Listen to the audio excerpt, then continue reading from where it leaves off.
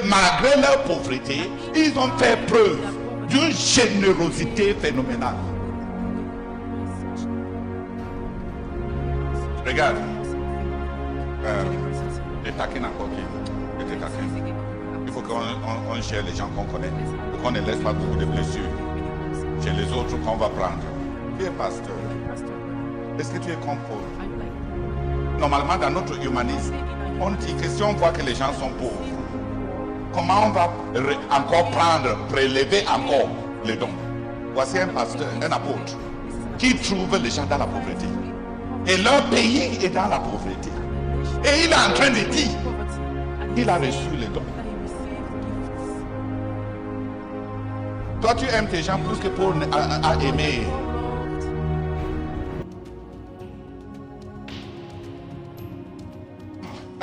Commençons à suivre les caractéristiques. Les gens s'y vivaient traverser une crise économique. Au milieu de beaucoup d'afflictions dehors, leur environnement, ils traversaient une période de crise économique. Si tu penses que ton pays t'exempte de donner, tu penses que ta localité t'exempte de donner, les gens, ils étaient en train de vivre une crise économique dans leur région. Deux, à partir de leur extrême pauvreté, l'apôtre Paul dit que c'est les gens qui n'étaient pas nantis. Ils n'étaient pas nantis. Ils traversaient une crise économique dans leur environnement. Et puis encore, les frères qui étaient dans l'église n'étaient pas nantis. Et ils n'étaient pas seulement pauvres. La Bible utilise les mots superlatifs, extrêmes. Même à partir de leur pauvreté extrême. Les gens qui traversent une crise économique, les gens qui sont extrêmement pauvres, les gens qui n'ont même pas assez.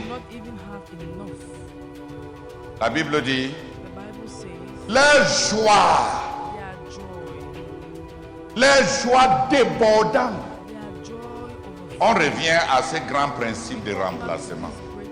On a dit par rapport à la Pentecôte et les dons, que quand Dieu envahit un homme, il y a une facilité à donner. Et on voit ce même principe de remplacement. Malgré leur pauvreté, malgré leurs conditions de crise économique, la motivation de leurs dons provenait de la réalité d'une vie spirituelle virile. Il y avait une virilité de vie spirituelle.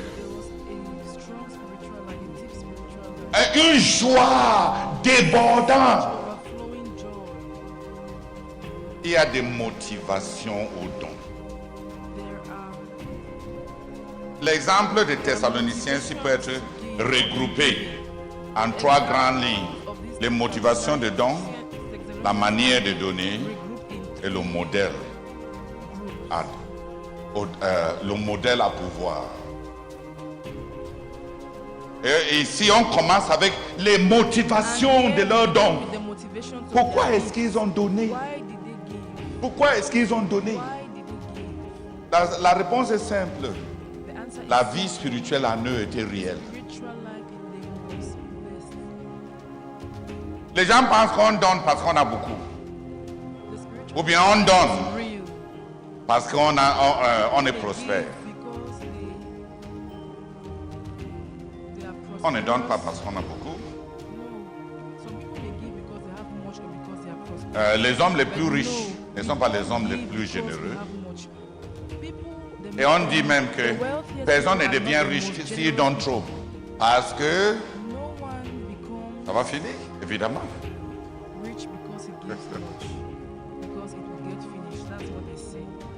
Donc les vraies motivations de don,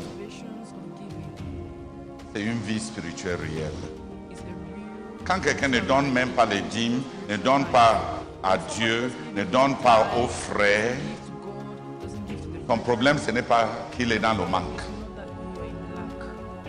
Par exemple, on voit ici dans ces passages, les gens que l'apôtre lui-même dit que leur pays traversait une crise économique. L'apôtre lui-même atteste, il atteste que les gens, les frères étaient extrêmement pauvres. Mais il explique que malgré leur pauvreté, ils ont fait preuve d'une générosité phénoménale.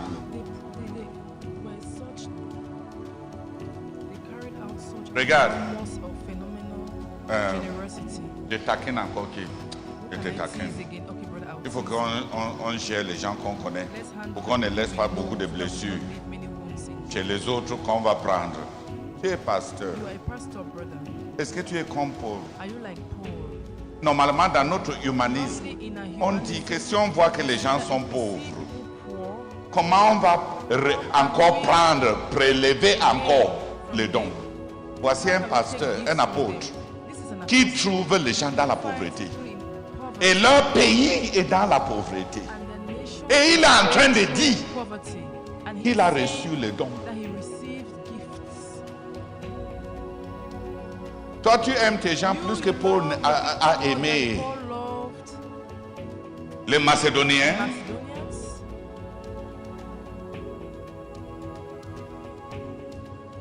Qui comprend ce que je suis en train de dire à Germaine? Voici un pasteur, l'apôtre Paul, n'est-ce pas?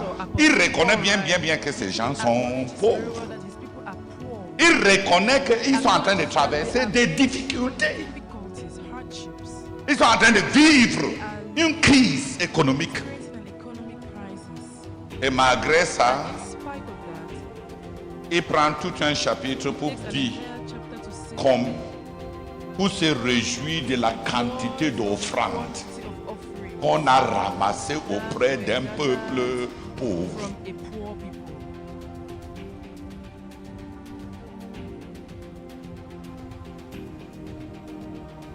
Les pasteurs qui pensent qu'ils ont de la compassion, ils sont mondains.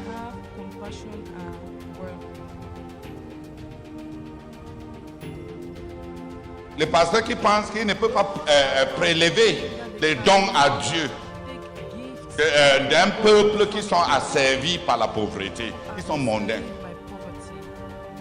Tout d'abord parce qu'ils ont établi un système de classe sociale. Deuxièmement, ils veulent avoir la liberté de jouir de leur oligarchie établie. Donc on finit par créer des oligarques. Le pasteur, si, il avait des yeux clairs, il avait une sensibilité claire. Ces gens étaient extrêmement... Et ils étaient en train de traverser une crise économique dans leur pays.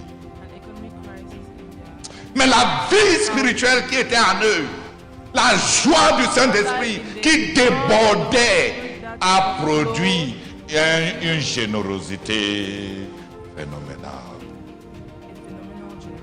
Applaudis pour l'apôtre Paul.